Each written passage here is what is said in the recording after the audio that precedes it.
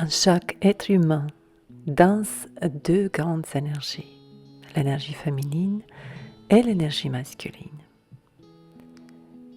Elles ne dépendent pas du genre, mais de la danse intérieure entre le yin et le yang, la lune et le soleil, la réceptivité et l'action.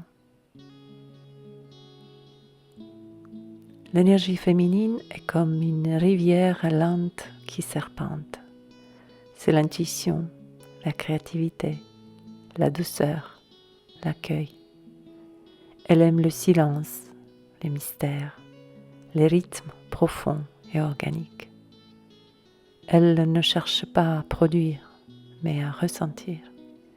Elle n'a pas besoin de conquérir, mais d'embrasser. Prendre soin de l'énergie féminine, c'est se reconnecter à la nature, au cycle, à la lenteur.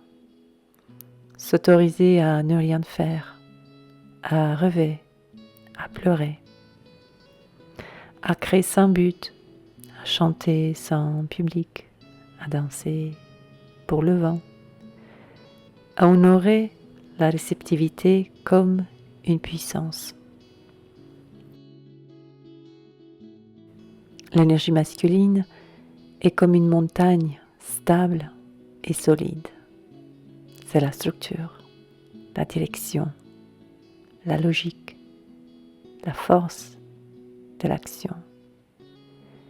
Elle aime les défis, la clarté, la concentration. Elle avance, elle construit, elle protège. Elle ne fuit pas le vide, elle le remplit de sens. Prendre soin de l'énergie masculine, c'est s'organiser sans rigidité, c'est canaliser son énergie dans des actes justes, se fixer des objectifs, mais écouter ses besoins, c'est cultiver une force tranquille plutôt qu'une tension constante. Quand ces deux énergies s'harmonisent, on devient un être profondément libre et vivant. L'intuition guide l'action. La tendresse renforce la détermination. La structure accueille le rêve. Mais si l'une est blessée ou ignorée, le déséquilibre se ressent.